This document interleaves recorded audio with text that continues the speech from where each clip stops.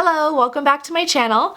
It has been a super long time since I've put out a video. So this is just kind of a chit chat video. I debated making this a Q&A or like a get ready with me, but there's a couple of things that I need to talk about that I didn't want to be doing my makeup for. It's going to take a lot for me to say some of these things, so yeah.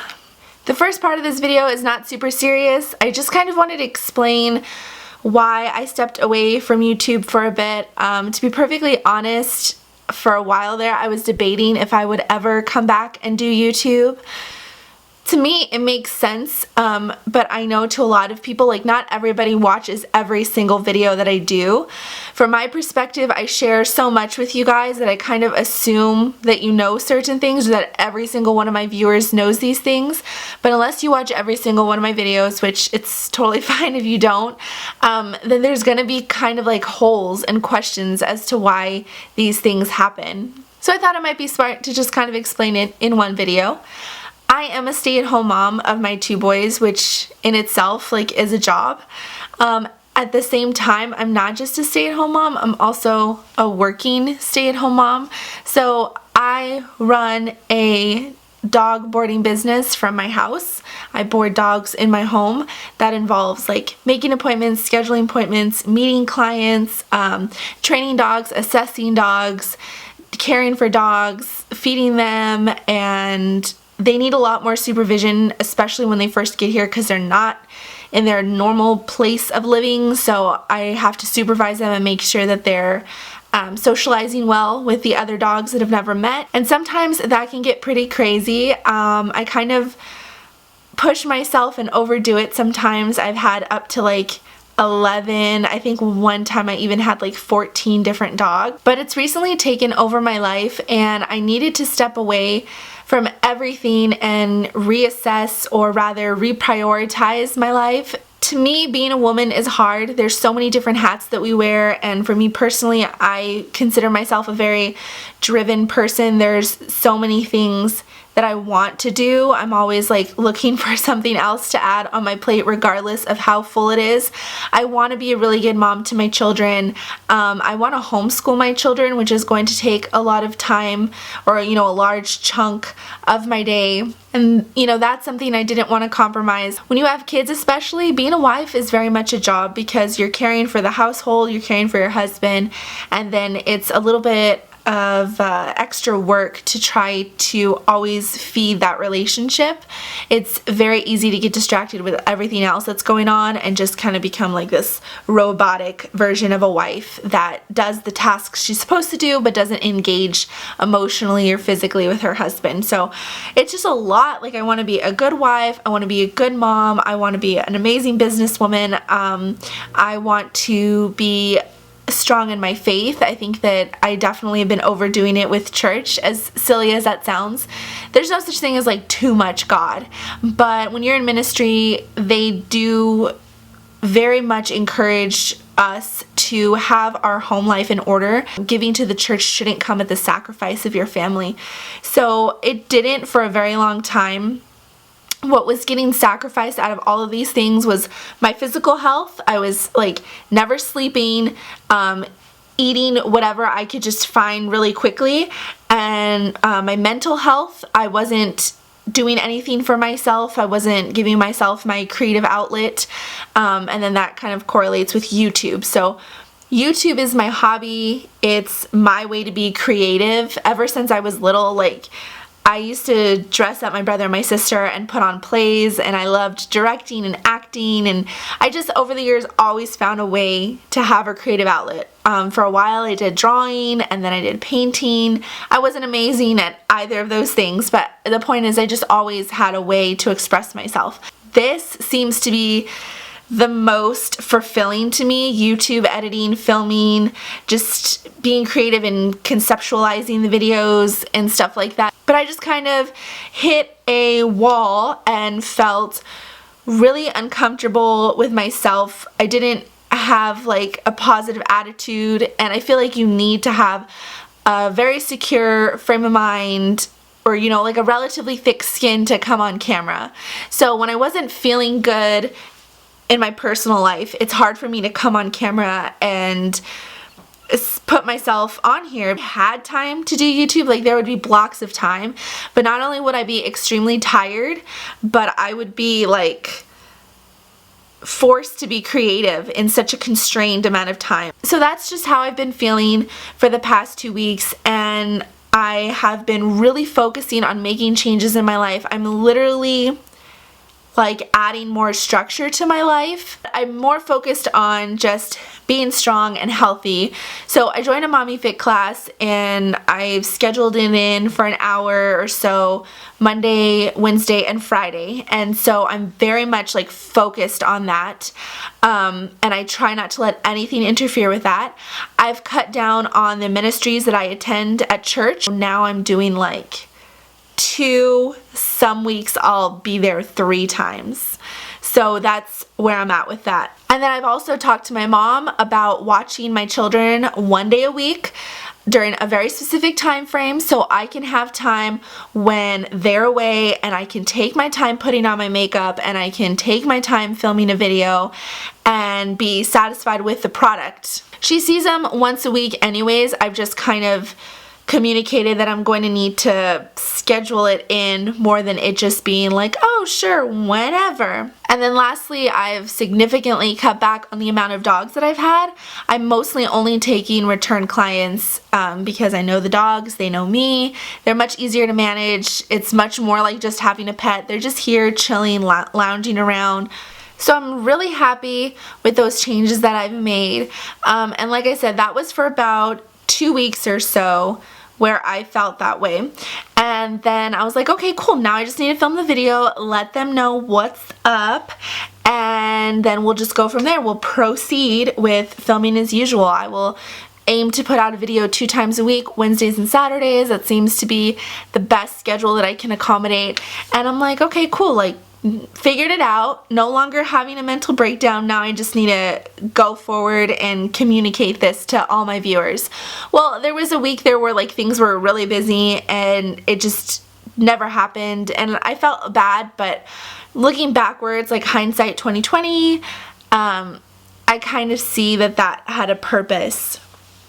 And this is the part that's kind of hard to talk about. I think that these things are hard for me to share in a YouTube video because people judge your reaction. If you're too sad, like if you're crying throughout the whole video, then you know you're weak in your faith, or you're over exaggerating, or maybe like it's not that bad, I've had worse. That's horrible. Like when somebody opens up their heart and tells you their pain, and then all you get back is, well, I've had worse, and let me tell you how I've had worse, and this is why it's worse, and like you should feel better because I'm worse off. That doesn't make anybody feel better.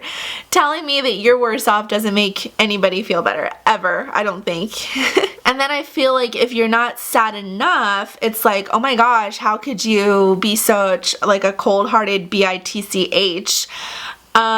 People deal with things differently, and some of us are better at masking them than others, but I did want to communicate what happened because I feel like it's kind of this like mutual relationship that I want to share with you guys on YouTube, and I want you to have an understanding for who I am. Basically, last week I found out that I was pregnant. I had a positive pregnancy test, and this is really hard to talk about. Michael and I were casually trying to have a baby. We were very happy when we found out we were pregnant, and as the days went on, like I routinely continued to test, and the tests seemed to be getting darker, which is good because your hormones are supposed to go up. And then there was one day where I went to use the restroom and I noticed that I had some spotting. So I freaked out because I've never had any spotting with either of my children before. And I went to the hospital because like the normal doctor wasn't open. When I went to the doctor, they did a blood test and a urine test, and they told me that I wasn't pregnant. Again, if you guys know me from way back, you know that with Connor, my eldest child, people told me I wasn't pregnant for a very long time, and Connor's now going to turn 4 in July. So I kind of thought that it was just one of those things where I'm a person who has low hormones in the beginning, and so I went home and just kind of waited. I was supposed to go in Monday night to get a secondary blood test. Okay, maybe I have low hormones, but they should still be going up. Sunday night, I went out to San Diego for a friend's birthday, and when I came back, it was pretty late, and me and Michael just stood up talking, and then when I went to take a shower, I had much more blood in my underwear, and I just knew that I wasn't pregnant anymore. I ended up going to the hospital anyways Monday night because my bleeding was pretty bad, and when I got there, I told them, I said, I'm having a miscarriage and I've never had one before, and I feel like just this is a bit much, and I wanted to make sure that there wasn't anything wrong with me physically. And they checked me out and they said that physically you're fine, but they did confirm that I'm having a miscarriage. It's a very early miscarriage. I was probably only 5 or 6 weeks pregnant. People have different terms for that. Some people call it a chemical pregnancy. And it's hard because putting the word early in front of it, like, for me, doesn't make it any better. I feel like a part of me kind of knew that something wasn't right, but there was nothing I could have done to stop it. So it's just like what happened happened. And even though I don't get to carry the baby, everything still is okay, because I know that God had a plan for everything, and I know that if the baby's not with me, that they're with God. And so